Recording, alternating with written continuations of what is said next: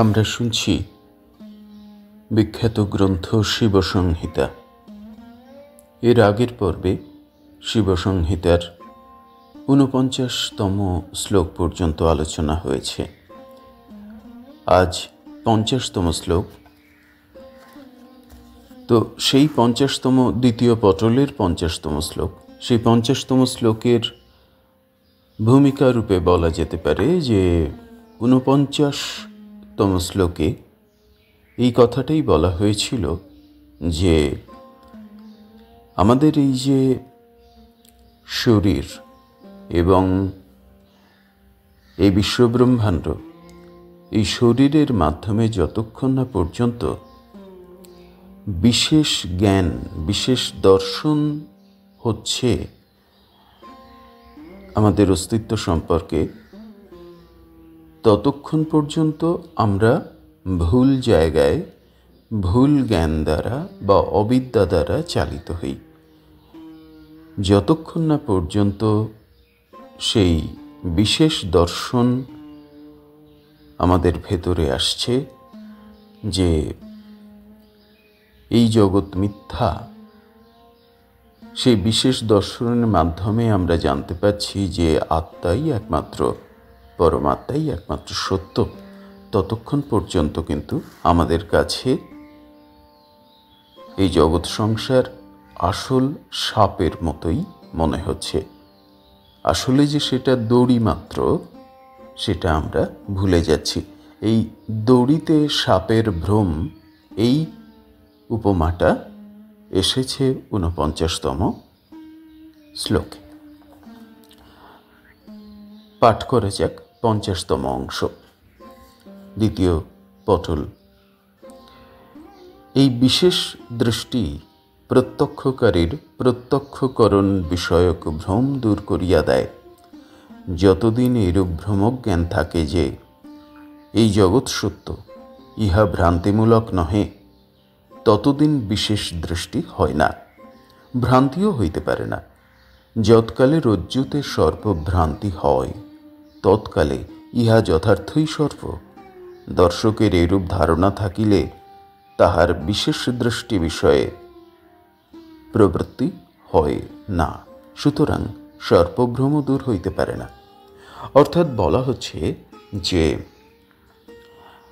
বিশেষ দৃষ্টি মানে যোগের মাধ্যমে বা সাধনের মাধ্যমে এই বিশেষ দৃষ্টি অর্জন করা, যে এই জগৎকে যা আমরা সত্য বলে যার মধ্যে বেঁচে আছি বা কাজ করছি, তা আসলে ভ্রম বা ভুল বা মায়া।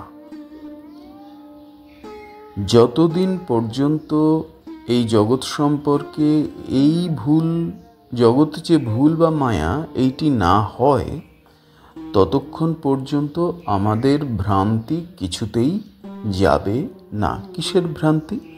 না, রজ্জুতে সর্পভ্রান্তি। রজ্জু মানে দড়ি। আগেই বহুবার এই উপমাটি, দুটি উপমা বহুবার এই গ্রন্থে এসেছে। এক হচ্ছে রজ্জুতে অর্থাৎ দড়িতে সাপের, দড়িকে আমরা সাপ বলে ভুল করি, আর আরেকটি হচ্ছে ঝিনুককে আমরা রূপ বলে ভুল করি। তো এই যে রজ্জুতে সর্পভ্রান্তি হয় অর্থাৎ মিথ্যে, আর যদি সর্পভ্রান্তি দড়িকে দড়ি রূপে আমরা না জানি, ততক্ষণ পর্যন্ত আমরা সাপের ভয়ে ভীত হয়ে থাকি। তো এই জগতের সম্পর্কেও আমরা যতক্ষণ না পর্যন্ত আসল জ্ঞান অর্জন করতে পারছি, ততক্ষণ পর্যন্ত এই জগৎই সত্য, এইরকম একটি জ্ঞান আমাদের চলতে থাকে। এইরকম জ্ঞানের মধ্যেই আমরা জন্মাই এবং এইরকম জ্ঞানের মধ্যেই আমরা মারা যাই। ৫১ নাম্বার শ্লোক। যাহা হোক, কেবল বিশেষ দৃষ্টি দ্বারাই মিথ্যা জ্ঞান বিদূরিত হয়। বিশেষ দৃষ্টি ব্যতীত কোনো প্রকারেই সেই মিথ্যা জ্ঞানের উপশম হইতে পারে না। যেখানে শুক্তিতে রজত ভ্রম হয়, তথায় বিশেষ দৃষ্টি দ্বারা কি রজত ভ্রান্তি নষ্ট হইতে পারে? ওই বিশেষ দৃষ্টির কথা বলা হচ্ছে এই যে দৃষ্টি আসলে, যে জ্ঞান, যে যে যা সাধনের মধ্য দিয়ে তৈরি হয়। যে জ্ঞান আমরা সাধারণ জ্ঞান বুদ্ধির মধ্য দিয়ে বা পড়াশুনো করে জানতে পারি না, সেটা শুধুমাত্র সাধনই সেই বিশেষ দৃষ্টি বা বিশেষ জ্ঞান দিতে পারে। এই জ্ঞান দিতে পারে যে শুক্তিতে রজত ভ্রম আর হবে না, অর্থাৎ ঝিনুককে আমরা মূল্যবান রূপ হিসেবে ভাবব না। এই জগৎ আসলে ঝিনুক বা দড়ি, এই জগৎ কখনোই রূপ বা সাপ নয়। অর্থাৎ এই দুটি উপমা দ্বারাই বারবার বোঝানো হয়েছে। তাই মিথ্যা জ্ঞানের উপশম হইতে পারে না। বিশেষ দৃষ্টি মাধ্যমে বিশেষ জ্ঞান না এলে সেই বিশেষ জ্ঞানই হচ্ছে আত্মাজ্ঞান বা পরমাত্মা জ্ঞান। তো এই পরমাত্মা জ্ঞান যতক্ষণ না পর্যন্ত হচ্ছে ততক্ষণ আমরা এটাই জানছি যে সবটাই সত্য, এই জগৎ সত্য, আমার এই শরীর সত্য, আমার এই কাজ সত্য, আমার এই পরিবার সত্য, আমার এই ইচ্ছে অনিচ্ছে সত্য। এইটি হচ্ছে মিথ্যা জ্ঞান। সত্যকারের সাধন মাধ্যমে ওই বিশেষ উপলব্ধি, আত্ম উপলব্ধি বা আত্মাজ্ঞান বা পরমাত্মা জ্ঞান হলে তবেই এই মিথ্যা জ্ঞানের উপশম। মিথ্যা জ্ঞানের উপশম মানে এই মিথ্যা জ্ঞান চলে যাবে, সেরে যাবে, ভুল থেকে আমরা মুক্ত হব। যাবৎ আত্মসাক্ষাৎকার দ্বারা সত্যজ্ঞান না জন্মে ততদিন ভ্রম নিবন্ধন বহুবিধ ভূত সকল দৃশ্যমান থাকে। যাবৎ মানে যতদিন আত্মসাক্ষাৎকার দ্বারা সত্যজ্ঞান না জন্মে, অর্থাৎ আত্ম উপলব্ধি বা আত্মজ্ঞান, আত্মা সম্পর্কে আমরা যতক্ষণ পর্যন্ত না জানতে পারছি ততক্ষণ পর্যন্ত সত্য জ্ঞান জন্মে না। এবং আমরা ততদিন পর্যন্ত কিন্তু আমাদের চারিদিকে যা যা ভূত সকল, অর্থাৎ এই অস্তিত্বের যত রকম আবরণ এবং অস্তিত্ব বলে আমরা অনুভব করি, ততদিন তারা থাকবে। জীবের এই কর্ম উপার্জিত শরীর যখন মোক্ষের সাধন হয় তখনই বলা যাইতে পারে যে এই শরীর বহন করা সার্থক। আর বলছে যে এই যে আমরা এতবার করে জন্মাচ্ছি, শরীর ধারণ করছি, এই শরীর ধারণ কখন সার্থক হবে না, যতক্ষণ বা যে সময়ে এই শরীরের মধ্য দিয়ে মোক্ষের সাধন হবে, তো সেই সময়ই এই শরীর ধারণ সার্থক বলে মনে হবে। আরও এই শরীর মোক্ষের উপযুক্ত না হইলে তাহা বহন করা বিফল। আর যদি এই শরীরের মাধ্যমে, সাধনের মাধ্যমে মোক্ষ পথ এবং মোক্ষ জ্ঞান আমরা না পাই, তাহলে এই শরীর ধারণের কোনো মানেই নেই, এই শরীর ধারণ বিফল। প্রাণীর সদাসঙ্গিনী মূল বাসনা যেমন থাকে, জীব উচিত অনুচিত বিষয়ে সেই রূপ ভ্রান্তি ধারণ করে। অর্থাৎ প্রাণীর সদাসঙ্গিনী মূল বাসনা হচ্ছে আকাঙ্ক্ষা। সেই আকাঙ্ক্ষা, বিভিন্ন আকাঙ্ক্ষা নিয়ে আমরা জন্মাই এবং মরে যাই, শরীর ধারণ করি এবং শরীর ত্যাগ করি। এই মূল বাসনা কখনোই থাকে না, সদাসঙ্গিনী এই জন্যই বলা হয়েছে। জীবও উচিতানুচিত বিষয়ে সেই রূপ ভ্রান্তি ধারণা করে। অর্থাৎ যার মূল বাসনা বা যার যেমন আকাঙ্ক্ষা নিয়ে সে জন্মেছে, তার উচিত অনুচিত সেই রূপ ভ্রান্তি ধারণ করে। অর্থাৎ সে সেই ধরনের ঔচিত্য বা অনৌচিত্যের মধ্যে জীবনযাপন করে এবং আসলে সবটাই ভ্রান্তি বা ভুল, সেটাই এখানে বলা হচ্ছে। অর্থাৎ যে যেমন করে বাঁচবে, জন্মাবে, যে সমস্ত আকাঙ্ক্ষা নিয়ে জন্মাবে, সে সেই সমস্ত আকাঙ্ক্ষা পূরণ করবে এবং করার জন্যই কাজ করবে, আবার সেই আকাঙ্ক্ষা নতুনতর আকাঙ্ক্ষার জন্ম দেবে। এই ভ্রান্তি নিয়েই সে বেঁচে থাকে। দিনের পর দিন, জন্ম থেকে মৃত্যু পর্যন্ত। ফল কথা, যোগ সাধক মহাত্মা যদি ভবসাগর পার হইতে ইচ্ছা করেন, তাহা হইলে তাহার উচিত এই যে তিনি নিজ বর্ণাশ্রমোচিত যে কোনো কার্যের অনুষ্ঠান করিবেন, তাহার ফলেচ্ছা করিবেন না। অর্থাৎ বলা হচ্ছে এই যে যোগ সাধক মহাত্মা, অর্থাৎ যিনি সাধন করছেন, এখানে যোগ পথের কথা বলা হচ্ছে, তাই যোগ সাধক অর্থাৎ যোগের মাধ্যমে যিনি সাধনা করছেন তিনি যোগ সাধক। তো এটা যে কোনো মানে পথের সাধকের জন্য একথা সত্য। যোগ সাধক মহাত্মা যদি ভবসাগর পার হইতে ইচ্ছা করেন, মহাত্মা মানে যিনি মহান, অর্থাৎ যিনি সাধনে এসেছেন তিনিই একমাত্র মহাত্মা, আর কেউ মহাত্মা নয়। তার কারণ মহান কর্ম যিনি করেন তিনিই মহাত্মা, বাকি সব কর্ম আকাঙ্ক্ষা এবং প্রবৃত্তি তাড়িত প্রত্যেকটি মানুষ। কিন্তু যিনি সেই আকাঙ্ক্ষা থেকে বেরিয়ে আত্মজ্ঞান চাইছেন, তার জন্য যে কাজ করছেন তিনিই মহাত্মা। তার কারণ তিনি মহৎ কর্মে বা মহৎ জ্ঞানের জন্য জীবন উৎসর্গ করেছেন, তাই তিনি মহাত্মা।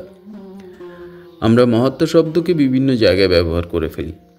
তো মহাত্মা যদি ভবসাগর পার হইতে ইচ্ছা করেন, অর্থাৎ যে সাধক তিনি এই ভবসাগর, এই সমুদ্ররূপ এই ব্রহ্মাণ্ডকে পেরিয়ে যেতে চান, তাহা হইলে তাহার উচিত এই যে তিনি নিজ বর্ণাশ্রমোচিত যে কোনো কার্যের অনুষ্ঠান করিবেন, তাহার ফলেচ্ছা করিবেন না। অর্থাৎ তিনি যে বর্ণে রয়েছেন বা যে আশ্রমে রয়েছেন বা যে জীবন কাঠামোয় রয়েছেন, সেই কাঠামোয় যে কোনো কার্য, সমস্ত কাজ যা যা তার সামনে আসবে সমস্ত কাজই তিনি করবেন, কিন্তু তার ফলেচ্ছা করিবেন না। ফল যোগ ইচ্ছা, ফলেচ্ছা, অর্থাৎ সেই কাজ থেকে কোনো ফল তিনি গ্রহণ করবেন না বা ফলের আকাঙ্ক্ষা করবেন না। যে সকল পুরুষ ধনমোহিত ও বৈষয়িক সুখে সম্পূর্ণ ইচ্ছুক, তাহারা ফলেচ্ছাপূর্বক ফলশ্রুতি কর্তৃক রুদ্ধ মুক্তি হইয়া, অর্থাৎ মুক্তিপথ হইতে চ্যুত হইয়া পাপযুক্ত কর্মেই রত থাকেন। কি বলা হচ্ছে? যে সকল পুরুষ, এখানে পুরুষ মানে শুধু শরীরে পুরুষ নয়, যে কোনো মানুষ যদি সম্পদ বা টাকা পয়সা, বাড়ি গাড়ি, বৈষয়িক সুখ, অর্থাৎ ষড়রিপুকেন্দ্রিক যা সুখ বা লোভ বা আকাঙ্ক্ষা তৈরি হয়, সেই সমস্ত বিষয়ে তিনি জীবনকে সম্পূর্ণ নিয়োজিত করেন এবং ধন দৌলত, রাজ্যপাট, বৈষয়িক সুখ এসব লাভ করতে চান, তাহারা ফলেচ্ছাপূর্বক ফলশ্রুতি কর্তৃক রুদ্ধ মুক্তি হইয়া, অর্থাৎ মুক্তিপথ হইতে চ্যুত হইয়া পাপযুক্ত কর্মেই রত থাকেন।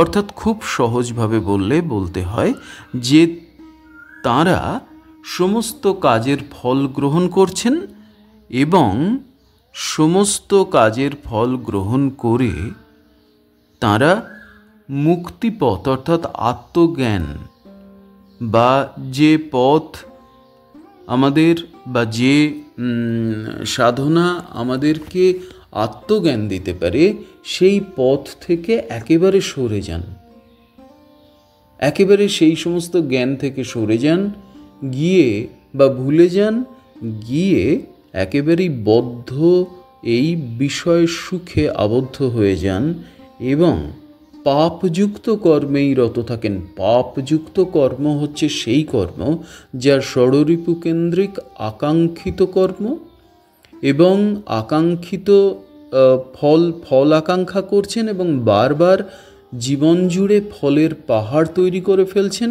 ফলে আসল যে আত্মজ্ঞানের খোঁজ তা তিনি পাচ্ছেন না।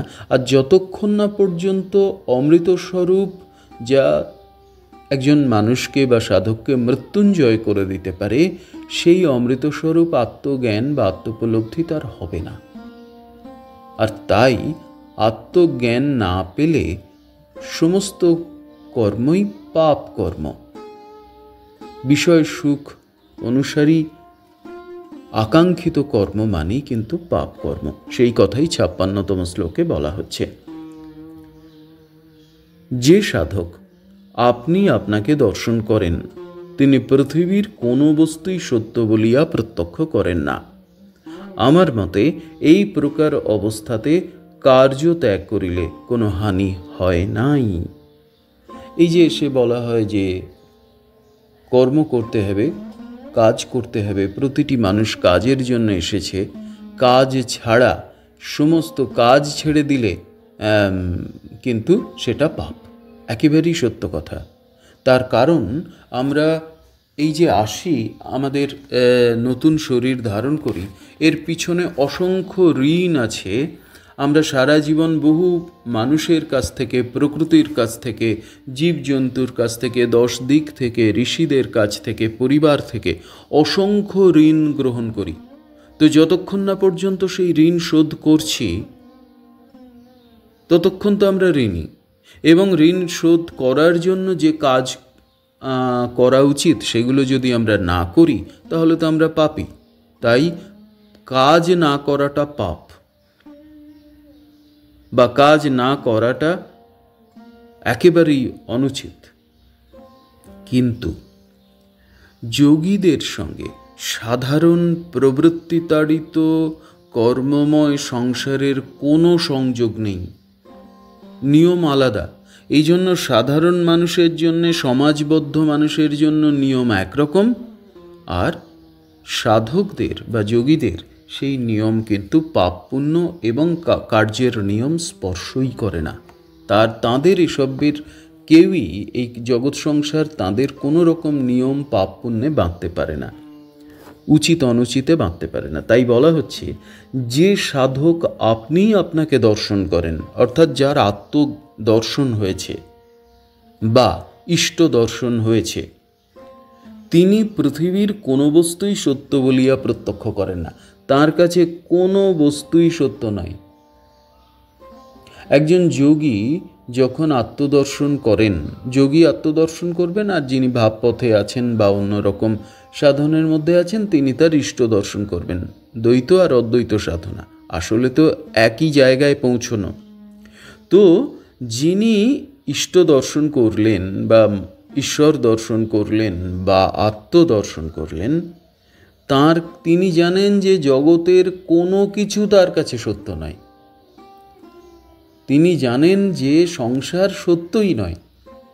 তিনি জানেন যে এই প্রবৃত্তিগুলো সত্যই নয়। তিনি এগুলোকে পেরিয়ে জয় করে আত্মজ্ঞান লাভ করেছেন বা ঈশ্বরকে লাভ করেছেন। তিনি যখন এসে কাজ করবেন নিচে, ঈশ্বর নির্দিষ্ট কাজ, তখন তিনি আর নিজের ইচ্ছে কাজ করেন না, ঈশ্বর নির্দিষ্ট কাজ করেন। এবং কর্ম অনুসারে, সংস্কার অনুসারে যদি তিনি গুরু শক্তি অর্জন করেন, তাহলে তাকে সেইভাবেই তিনি নির্দেশিত থাকেন, সেইভাবে গুরুকর্ম করার জন্যে। তো তিনি যা যা করবেন, তখন তাঁর আর কোনো কিছুতেই কিন্তু এই পাপ পুণ্য বিষয়টি স্পর্শ করবে না। তাই তিনি বলছেন, এখানে সেই কথাই বলা হচ্ছে। আবার যে সাধক এই জায়গায় পৌঁছেছেন এবং তার কোনো রকম এইরকম মানে গুরু কর্ম করার প্রয়োজন নেই, তিনি কিন্তু সমস্ত কাজই বন্ধ করে দিতে পারেন। তাতে কিন্তু কোনো, এই যে কর্ম ত্যাগ তিনি করলেন, তাতে তার কোনো রকম হানি বা ক্ষতি হবে না। সে কথাই বলা হচ্ছে যে যিনি আত্মজ্ঞান দর্শন করেছেন, আত্মজ্ঞান লাভ করেছেন, তার কাছে আমার মতে এই প্রকার অবস্থাতে কার্য ত্যাগ করিলে কোনো হানি হয় না। এই রকম অবস্থায় এসে কেউ যদি সমস্ত কাজ ত্যাগ করে দেন, কর্মকে ছেড়ে দেন, কাজ না করেন, তাতে কোনো হানি হয় না। এটা 57তম শ্লোক। এরই ব্যাখ্যারূপে আরও কিছু কথা বলা আছে। তাৎপর্য এই যে, যিনি ঘটপটাদি সকল পদার্থে অস্তিত্ব দর্শন করিতেছেন, অর্থাৎ যাহার দ্বিধা জ্ঞান নষ্ট হয় নাই, তাহার পক্ষে কার্যত্যাগ করা মহাপাপ পঙ্কে মগ্ন হইবার সোপান। অর্থাৎ যিনি ঘটপটাদি সকল পদার্থে, অর্থাৎ এই শরীরের মধ্যে এবং বাইরের এই অস্তিত্বে সমস্ত কিছুর মধ্যে সমস্ত কিছুকে সত্য বলে মনে করছেন, অর্থাৎ সমস্ত কিছুই আছে, আমি আছি, সে আছে, অমুক আছে, তমুক আছে, এই যে সবাই আছে, এই রকম অবস্থায় যারা আছেন, অর্থাৎ বেশিরভাগ মানুষ, অর্থাৎ যার দ্বিধা জ্ঞান নষ্ট হয় নাই, অর্থাৎ দ্বিধা মানে দুই, দ্বিধা মানে আরও কিছু আছে, আছে কি না নেই, আছে কি নেই, এই দোলাচলতাতেও যিনি, তাঁদের পক্ষে কার্য ত্যাগ করা মহাপাতক। অর্থাৎ সামান্যতম দ্বিধাও যদি থাকে জগৎ সম্পর্কে এবং আত্মসম্পর্কে, নিজের সম্পর্কে, মায়া যদি থাকে, তাকে কিন্তু প্রচুর প্রচুর কাজ করতে হবে। জগৎ সংসারের কোনো কাজই সে কিন্তু কাজ থেকে নিজেকে তুলে নিতে পারবে না, সমস্ত কাজ করতে হবে। যদি কাজ না করে তাহলে সেটা মহাপাপ পঙ্কে মগ্ন হবার সমান। মহাপাপ পঙ্কে, পঙ্ক মানে পাঁক, কাদা, মহাপাপ স্বরূপ সেই পাঁক স্বরূপ সেই মহাপাপে সেই মানুষ কিন্তু পড়বে। অর্থাৎ কাজ কোনোভাবেই ছাড়া যাবে না, কর্মত্যাগ কখনোই করা যাবে না। তাই আমরা যে বারবার বলি না, আমার আর কাজ করতে ইচ্ছা করছে না, একমাত্র গুরুই বলে দিতে পারেন যে কে কি করবে, কার কি করা উচিত। আর যিনি আত্মদর্শন করেছেন বা আত্মজ্ঞান যার হয়েছে, তিনিই একমাত্র নিজে থেকে, নিজের ভেতর থেকে নির্দেশ পাবেন যে আমার আর কাজ করা উচিত কি উচিত নয়, বা আমি কাজ করতেও পারি আমার ইচ্ছে মতো, আবার নাও করতে পারি। এ প্রকার ব্যক্তির কর্তব্য এই যে যতদিন অদ্বৈত বুদ্ধি না হয় তাবৎ ফলাকাঙ্ক্ষা ত্যাগ করত যথোচিত ধর্মকার্যের অনুষ্ঠান করেন। বলা হচ্ছে দ্বৈত পথেও যারা রয়েছেন, যাদের ইষ্ট দর্শন হয়েছে, কিন্তু তখনও আবার আমি তুমিতে আছেন, অর্থাৎ আমিত্বে নামছেন, তুমিত্বে, আমি তুমি এই বিভেদে আবার তিনি নামছেন বা দোলাচলে থাকছেন, ততক্ষণ পর্যন্ত বুঝতে হবে তার অদ্বৈতে পরিপূর্ণ অবস্থান হয়নি। এই যে অদ্বৈতে পরিপূর্ণ অবস্থান হয়নি, ততক্ষণ পর্যন্ত কিন্তু তার ধর্মকার্যের অনুষ্ঠান করতে হবে। ধর্মকার্য মানে শুধু পুজো পাঠ নয়, সেবাও হতে পারে। ধর্মকার্য এই কারণে বলা হচ্ছে যে কার্যের মধ্য থেকে আমি ফল আকাঙ্ক্ষা করছি না। যদি যে কোনো কাজের মধ্য দিয়ে যা আমাকে করতে হচ্ছে তার থেকে আমি নিরাসক্তভাবে কর্ম করছি, ফল আকাঙ্ক্ষা করছি না, সে কার্য ধর্মকার্য। তাই যতক্ষণ না পর্যন্ত, অর্থাৎ যে সাধকের কথা আমার মনে হচ্ছে এই প্রসঙ্গ বলতে গিয়ে, যে অদ্বৈতে প্রতিষ্ঠিত রমণ মহর্ষির কথা মনে হচ্ছে, যে যিনি অদ্বৈতে প্রতিষ্ঠিত, ত্রৈলঙ্গ স্বামীর কথা মনে হচ্ছে যিনি অদ্বৈতে প্রতিষ্ঠিত, এই রকম অবস্থায়, অদ্বৈতাবস্থায় পৌঁছলে তবেই কিন্তু কর্ম ত্যাগ করা যেতে পারে। এই অদ্বৈত বুদ্ধিতে যতক্ষণ পর্যন্ত পরিপূর্ণভাবে সাধক স্থির হচ্ছেন না, ততক্ষণ পর্যন্ত কাজ করতে হবে, কাজ ছাড়া যাবে না। দ্বিতীয় পটলের শিবসংহিতার দ্বিতীয় পটলের একেবারে শেষতম শ্লোক, অর্থাৎ 58তম শ্লোক। জ্ঞানের উন্মেষ হইলেই কাম ক্রোধাদি সকল বৃত্তি নষ্ট হয়, তদ্ভিন্ন কোনো প্রকারেই তাহা হইতে পারে না। ফল কথা, যে সময়ে সকল তত্ত্বের অভাব হয় তখনই আত্মতত্ত্ব প্রকাশিত হয়েই থাকে। অর্থাৎ কি বলা হলো, যে জ্ঞানের উন্মেষ হইলেই কাম ক্রোধাদি সকল বৃত্তি নষ্ট হয়। যখন জ্ঞান নামক সূর্য উদয় হয় অন্তরে, কি জ্ঞান? আত্মজ্ঞান, আত্মাজ্ঞান, পরমাত্মা জ্ঞান। এই যে পরম ব্রহ্ম সচ্চিদানন্দের জ্ঞান যখন ভিতরে, যাকে বলে ব্রহ্মজ্ঞান, সেইটি উদয় হলো সাধকের মধ্যে, তখন আস্তে আস্তে কাম ক্রোধাদি, অর্থাৎ এই কাম ক্রোধ লোভ মদ মোহ মাৎসর্য, এই সর্বষড়রিপু সকল বৃত্তি কিন্তু ধীরে ধীরে ধীরে ধীরে নষ্ট হয়ে যায়। আর যতক্ষণ না ব্রহ্মজ্ঞান বা আত্মজ্ঞান হচ্ছে, সচ্চিদানন্দ ব্রহ্ম আমাদের মধ্যে প্রকাশিত হচ্ছেন, অদ্বৈতে প্রতিষ্ঠিত হচ্ছেন, ততক্ষণ পর্যন্ত কোনোভাবেই এই ষড়রিপুর বীজ আকাঙ্ক্ষা এবং সেই ষড়রিপু কখনোই কিন্তু নিশ্চিহ্ন হয়ে যাবে না, অর্থাৎ সেই ষড়রিপু নষ্ট হবে না। ফল কথা, যে সময়ে সকল তত্ত্বের অভাব হয় তখনই আত্মতত্ত্ব প্রকাশিত হয়। যে সময়ে সকল তত্ত্ব নষ্ট হয়ে যায়, অভাব হয় মানে অভাবে নয়, অভাব মানে এখানে আমি চাইছি কিন্তু আমি পাচ্ছি না, এরম ব্যাপার নয়। অভাব মানে হচ্ছে আর কিছুই থাকছে না। সর্বতত্ত্ব,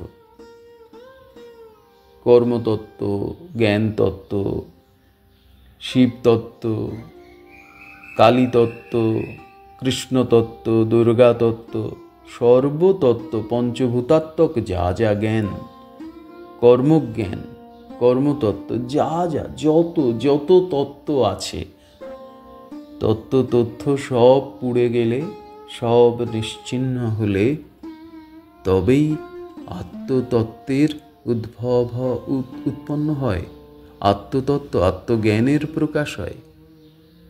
এই আত্মতত্ত্ব প্রকাশিত হলে তবেই মোক্ষ আসতে পারে, এবং তখনই ষড়রিপু ছেড়ে দেয়, পথ ছেড়ে দেয়, মোহ মায়া পথ ছেড়ে দেয়, সর্বদেব দেবী পথ ছেড়ে দেয় এবং বলে, না, একে আর আমরা ভুলিয়ে রাখতে পারলাম না, একে আর আমরা আমাদের যে মহাকালের পঞ্চভূত তত্ত্ব, মহাকালের যেই বিরাট অস্তিত্ব, সেই অস্তিত্বের মধ্যে তাকে আর আমরা বন্দি করে রাখতে পারলাম না। এই আত্মতত্ত্ব যে সাধকের মধ্যে প্রকাশিত হবে, তিনি মোক্ষ লাভ করলেন, মুক্তি লাভ করলেন, তিনি হলেন মহামৃত্যুঞ্জয়। ইতি তত্ত্বজ্ঞানোপদেশ নামক দ্বিতীয় পটল সমাপ্ত। এইখানেই দ্বিতীয় পটল সমাপ্ত হল শিবসংহিতার, যেখানে তত্ত্বজ্ঞানের কথা উপদেশ করা হয়েছে। আমরা দীর্ঘ সময় জুড়ে বেশ কয়েকটি পর্বে শিবসংহিতার দ্বিতীয় পটল পাঠ শুনলাম এবং আলোচনা করলাম। আমরা সমৃদ্ধ হলাম নিজের সম্পর্কে, আমরা জগৎ সম্পর্কে আমরা জানলাম। এমন অপূর্ব গ্রন্থ আমাদের ঋষিরা আমাদের জন্য উপহার দিয়ে গেছেন। আমাদের ঋণ কত যে আমাদের প্রাচীন ঋষিদের প্রতি, মহাযোগীদের প্রতি, তা আমরা কল্পনাও করতে পারব না। আমার সহস্র কোটি আভূমি প্রণাম সেই সমস্ত ঋষিদের উদ্দেশ্যে। ওম নমঃ শিবায়, ওম নমঃ শিবায়, ওম নমঃ শিবায়।